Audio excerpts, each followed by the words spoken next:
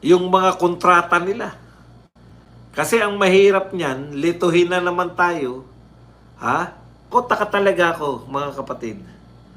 Takang-taka talaga ako bakit hindi nila binabalita yung kay yung kay Toby Chanko. Ang laki pong expose nun para i-ignore ng mga mainstream media. Si Co Gonzales at Tadyong ay ano po sila? Hi Boss Buds, relax ka na, rest lang. Pasokahin si Saldico ng todo hanggang sa pumiyok. But the president's cousin is congressman. Naririnig din namin dito sa amin, may kickback ang mga congressman. Tapos sila din ang contractor, doble-doble pala kita nila. Kasi may sweldo na, may kickback pa. Eh kung sila pa contractor, baka meron palang nakatakda diyan sa inyo na flood control project, walang ginagawa, di ba? Malalaman nyo ba yun? Reaction sa new promoter ni Alas. Meron na ba? Hindi ko pa po alam. Wala pa po ko reaction at hindi ko po nababalita. Contractor. Ano yun? Contractor. Hindi ka... Malamang may gusto ka sabihin sa contractor. Pakikumpleto mo, Dodog. Dodog Batoy. Boss Bas, ibig sabihin, hindi pa iimbestigahan ni Marcos ang katiwalian kasi baliktad lahat na sinasabi niya. Yung una niyang sona, hahabulin daw yung smugglers. Pero pinabayaan. mga contractor boss ba doon? Sir, si Briones ay corrupt din pala, yun sa agap. Sugarol eh. Basta sugarol po siya, wala kang tiwala dyan. Dahil, di ba? Pag natalo yan, naawa ko kay ano. Alam niyo po, naawa ko kay ano. Kay, biro niyo, nagkautang daw siya sa... Hindi chismis to ha, totoo to ha. Yung Pilipino singer natin na napakagaling, si Bruno Mars. Ang usay-usay, no? Dahil sa sugal, nagkautang ng 50 million. Ang maganda sa kanya, may talent siya. Ang kasunduan nila nung hotel sa Las Vegas, babayaran niya sa pamamagitan ng performance. Grabe, no? Akala ko yung ganong utak, ang dami niya nagawang kanta, ang daming hit. Akala ko bilyon-bilyon na pera, no? Nagkakautang pala dahil sa sugal. Pag galit si Boss Buds, kinakagat yung mic. Palapit mo ulo ni Erwin, Boss Buds.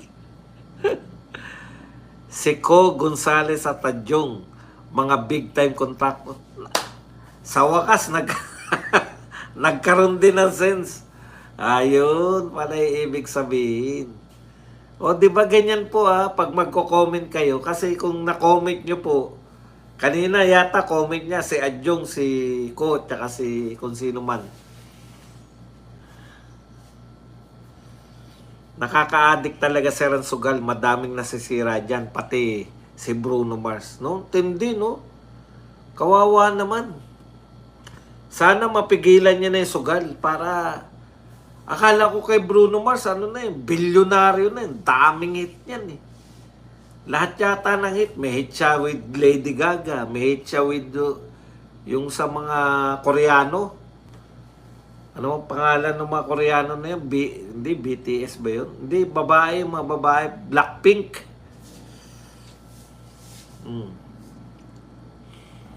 Nakaka-addict. Addictive rin kasi ang sugal, sir. Anong performance kapalit Tatay Badong? Concert. Performance ni Bruno Mars.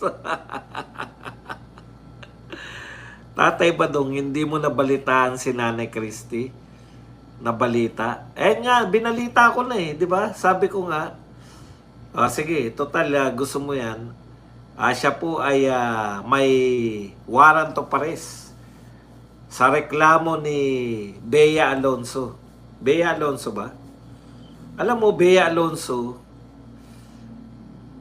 Yang mga showbiz reporter, yan ang mga bumubuhay sa inyo.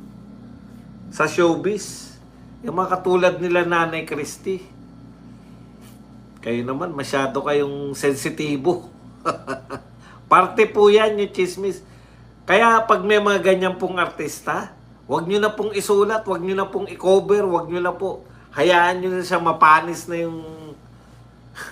Alam nyo ba sa showbiz ang pagkakaiba? Hindi po porket may talent ka, sisikat ka na. Kinakailangan may mga intriga ka rin. Wala pala itong mga to. Yung iba nga, dati, sinasadya pang intrigahin yung kanilang mga, anong tawag dyan, alaga para sumikat eh. Oh. Hindi nyo na ginalang si Nanay Christie. Nanay Christie, support lang ako, support. Oh, good or bad publicity. Huwag nyo nga isulat na yan. Yung Bea Alonso na yan. Kahit na anong gawin yan, huwag nyo nang intrigahin. Para madala na... Pucha, kayo na lang ang mga tao sa showbiz. Nagdedemandahan pa kayo. Buti nga, pinapansin pa kayo ni Nanay Christie.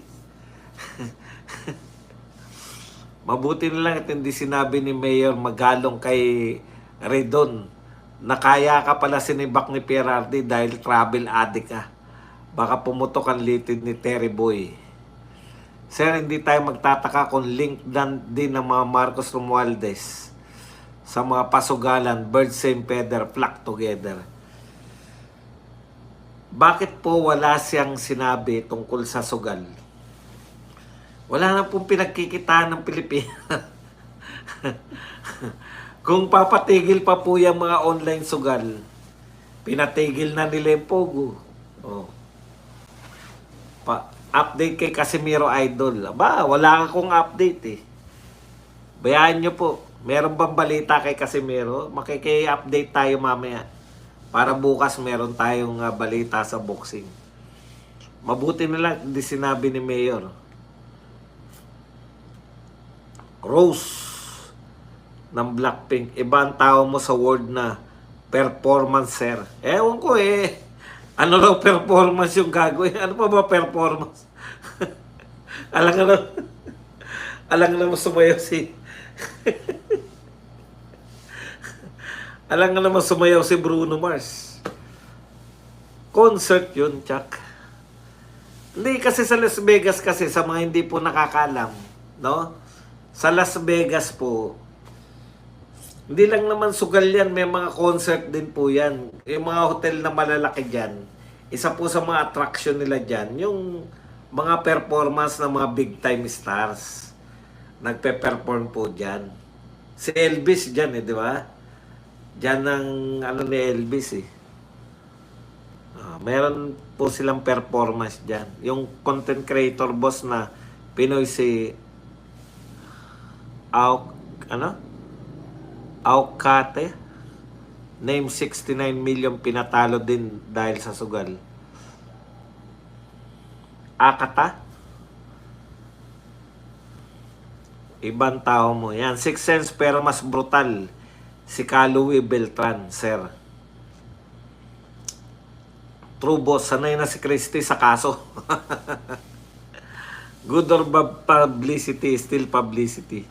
Showbiz, palakasan at politika, tatlong bagay na madalas pag-usapan ng mga Pilipino.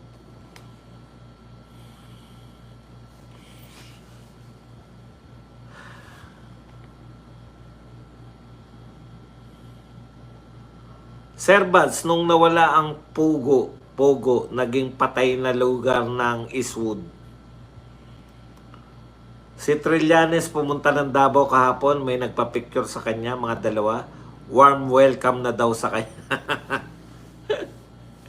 53% daw, 215 billion na kinita ng government sa sugal galing sa A-Games, reported by Pagcor.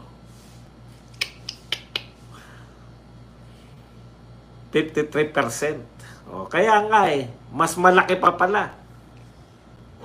Iba pa yung mga kickback dyan. Kaya ayaw nila, 'di ba? Ayaw nila. Ang problema, clamor ng tao eh. Si Tatay Digong, yun yung pagkakaiba ni Tatay Digong. Kumikita rin tayo nun sa Isabong eh. Malaki po kinikita sa Isabong. Bilyon-bilyon. No, pero dahil sabi ng mga tao na yung social cost,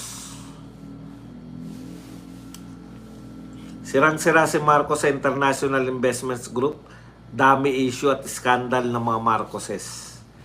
Kaya nga, ang daming party list na sumusulpot dahil dyan sa mga kontrata sa gobyerno. Yung DPWH ang dapat gibain kasi sobra ng marami ang imahe niyan. Gamit na gamit ng mga politiko noon pa. Correct. Lahat ng insertion na yan, imbestigahan. Bakit si Chis Escudero lang ang dapat imbestigahan? Lahat kayo na may insertion. Ibig nyo sabihin, Senate lang yung may insertion? Walang insertion yung ano? Si Aga Partilis Kong Nicanor Briones pala yung nabidyohan na nanonood ng talpakan. Tatay Badong, kasama din sa kinasuhan si Manang Ogie Diaz. Galit sila kay Tatay Digong dahil sa Pogo tapos papalitan pala nila ng online sugal. Hindi nila mabatikos. Maraming pera eh. Ang bilis po talaga ng sugal eh, di ba? Mabilis po yan. Tatay Badong, mag-iingat ng mga congressman. Baka makita sila nanonood habang naglalaba si Ivana Alawi. Mahirap po yun eh. Yung meron kang ano, di ba, yung sa Coldplay, putya, huling-huli sila. Sarap ng panonood nila, magkayakap pa eh. Yun yung problema. Kasi, kung kabit pala, wag na manood ng concert. Dalin sa mga lugar na dalhin nyo sa mga lugar na hindi kayo makikita basta-basta. Katulad ng mga mot-mot. Itong bangag na government, wala man lang tayong lang paalala sa safety lindol. Tayo na lang mag-ingat sa lindol. Cover duck dapat, kalmado, wag panic. Safe pa din ang mot-mot. Correct. Eh kung gusto nyo lang na, kasi gusto nilang manood ng concert eh. Hindi nga kayo. Sa bagay, masarap ang mga bawal. Nakakaano kasi yun eh. Yung parang challenging kasi yun na, di ba? Nagtatago kayo at the same time, gusto nyong ilantad ang pagmamahal.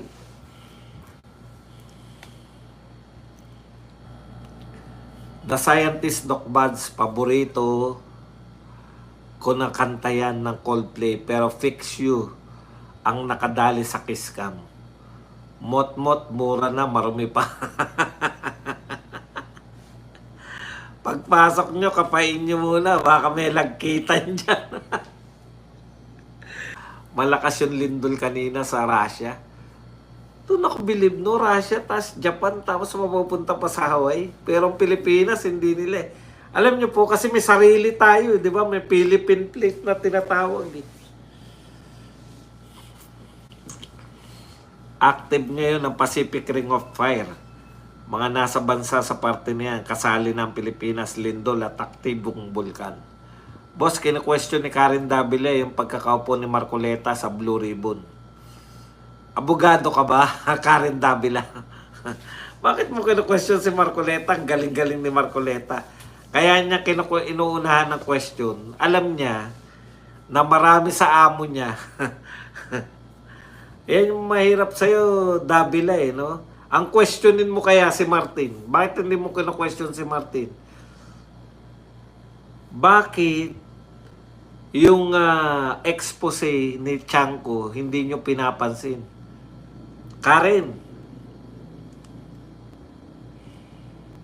subukan mo kayang i-guess si Toby Chanko. O tama. Bitter talaga yan. Diyan talaga sumikat si Marcoleta eh, di ba? Sa ABS-CBN.